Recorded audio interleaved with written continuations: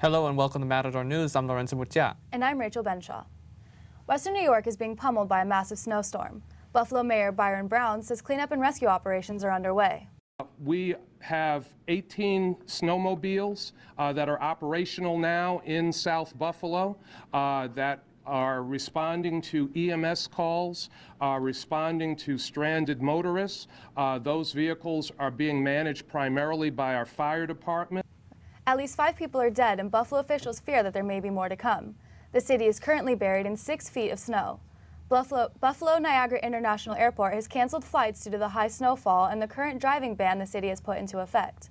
Over 1,000 transportation personnel, including more than 500 snowplows, are cleaning up the streets. More snowfall is expected to drop today and tomorrow. President Obama will announce executive action on immigration reform via a primetime address to the nation on Thursday. Obama has made it clear that he would take action on reform if Congress could not approve its own bill. Incoming Senate Majority Leader Mitch McConnell says the Republicans have find the move problematic. I think all of this inflammatory language is not helpful. Now, we want to make progress for the American people. It's my belief that a Congress entirely controlled by Republicans is more likely to make progress than what we've had for the last 4 years. The Senate approved a proposal last year, but the House refused to vote on the bill. Hundreds of UC students are protesting against potential tuition increases. The proposed increases come as a result of shrinking state funding and could raise tuition up to 25% over the next 5 years. UC Davis students organized a sleep-in protest, which took place on the 3rd anniversary of when campus police pepper-sprayed Davis student protesters in the face. UC regents will debate on the topic during a 3-day board meeting in San Francisco this week. Now we go to Matador News reporter Angelica Arizon with new information on our LA schools. The Los Angeles Unified School District has approved a mandatory ethnic studies course. These classes will become a high school graduation requirement for all district schools by the year 2019. LAUSD currently offers ethnic studies classes in 19 high schools out of 92. This makes LAUSD the 2nd district in the state to require these classes. So the decision gets a mixed reaction from CSUN students. I find it really unusual. I know they've been trying to drop a few electives. I think they should try to keep all the electives, try to make school fun, because I know it'd be a drag to have a class on ethnicity, and I don't think we should force it. Yes, it will, because it can somehow help them, have better education and better careers. I always kind of thought that was just sort of part of the curriculum anyways. Ethnic studies. What is that? Ethnic classes will consist of Mexican American and Asian studies, African American history, and literature of minorities in America. Chicano Studies professor David Rodriguez says we're in the 21st century and it's about time this happens. UCLA psychiatry professor Dr. Lewis King says instead of just making ethnic studies a requirement, students should consider the purpose of studying someone else's culture. Taking an ethnic studies class on the surface sounds good, but the whole curriculum should be restructured. Simply adding an ethnic course is not a solution. So I'm ambivalent. It's good that they're thinking about that aspect of the human being, but it is very poor and bad simply to add it. Educators in the LAUSD district say they believe students of color are being left out of their curriculum. Some 90% of LAUSD students are of color. Now back to you guys in the studio. A Senate bill to advance the construction of the controversial Keystone XL pipeline has lost approval by 1 vote. Vote, the yeas are 59, the nays are 41. The 60-vote threshold having not been achieved, the bill is not passed. Senate Democrats led opposition against the bill. A similar bill in the House passed. That same day, a bill pushing for reforms for the National Security Agency favored by Democrats was voted down by dissenting Republicans. The bodies of a missing Honduran beauty queen and her sister have been found after being reported missing over the weekend. The sisters were last seen in the Central American country getting into a vehicle after a party last week. Honduran police have since arrested 2 men for the murders. One of the men was the boyfriend of the sister, Sofia Alvarado. Police officials say the boyfriend shot Sofia after seeing her dancing with another man at the party. The 19-year-old beauty queen, Maria Jose Alvarado, was shot 2 times in the back while trying to run away. Maria was supposed to go to London to compete in the Miss World pageant this week. Pageant officials say they will hold a special service to honor the 2 sisters. The European-launched Philae probe has found organic particles on Comet 67P, where it landed on last week. Officials from the European Space Agency say a German-built instrument picked up carbon-containing organics in the thin atmosphere of the comet. Carbon is a basic element of life on Earth. Scientists hope the results of the discovery provide insight into the role of comets in developing life on Earth. The synagogue in Jerusalem has been reopened for worshippers following a terrorist attack that occurred yesterday morning. 2 Palestinian men armed with a gun, knives, and meat cleavers entered the synagogue during a prayer service. 4 rabbis and a police officer were killed before the 2 men were shot dead. Now let's go to AJ Romero with more on health. Thank you. A Cuban doctor who treated Ebola patients in Sierra Leone has become infected with the virus. The doctor has been identified as Dr. Felix Baez, who is one of 165 Cuban doctors and nurses treating Ebola in Sierra Leone. British doctors in Africa are treating Baez, but he will be transferred to a special unit in Geneva.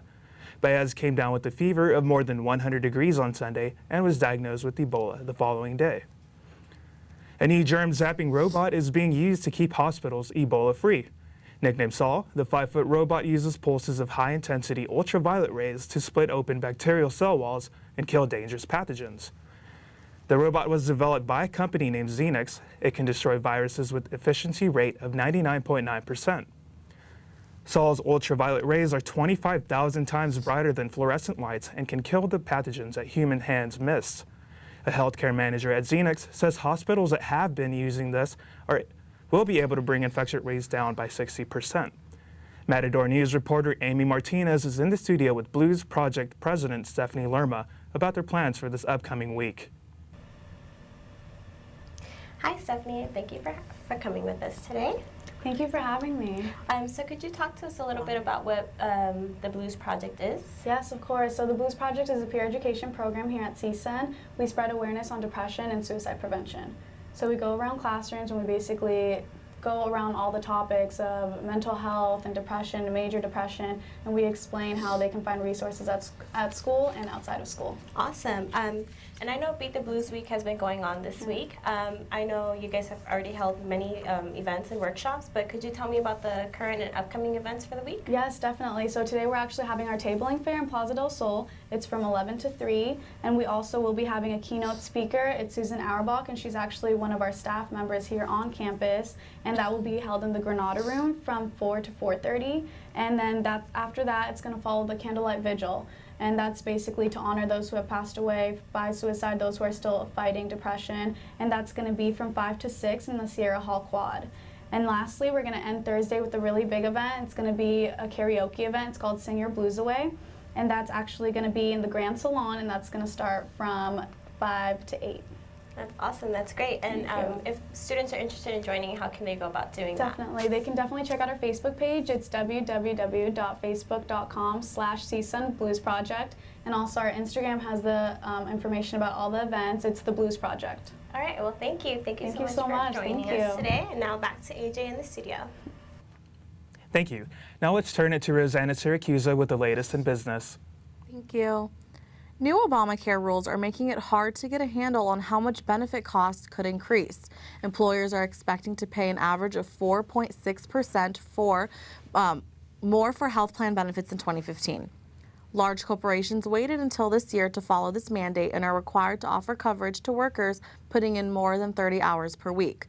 According to the Mercer survey, only 4% of large employers believe they will stop offering employee health plans in the next 5 years. Staples plans to close an additional 30 stores in efforts to cut down costs. Staples has already eliminated $200 million of annual expenses, but is not halfway to their goal. Staples plans to test out a mini store similar to Best Buy's to show off tech and furniture projects in sections of the store. Staples says it may have suffered some losses from a possible data breach that happened in October. Staples found malware used in the breach, but says it's too early to estimate the expenses tied to the incident. Now AG Romero has the latest in sports. The Los Angeles Lakers finally break their 4-game losing streak, beating the Atlanta Hawks last night. Nick Young made his debut with 17 points. Kobe Bryant's three-point play gave him 32,001 points, making him the fourth player to be in the 32,000 club. Kobe has to score about 250 more to pass Michael Jordan. The Lakers play against the Houston Rockets tonight at 6:30. The Los Angeles Clippers also play at 4 against the Orlando Magic. Dwight Howard is being investigated by Cobb County Police after allegations that he abused his 7-year-old child.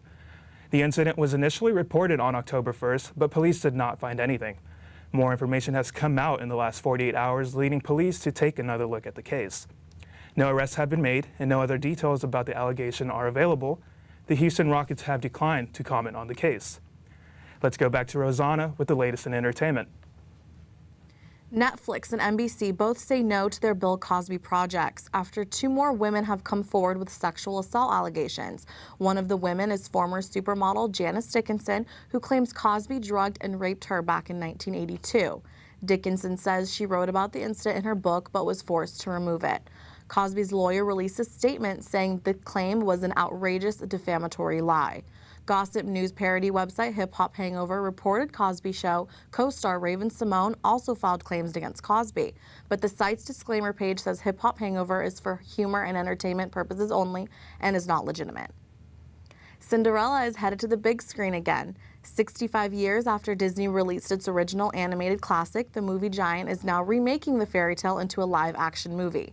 The movie stars Downton Abbey's Lily James as the title character and Academy Award winner Cate Blanchett playing the wicked stepmother.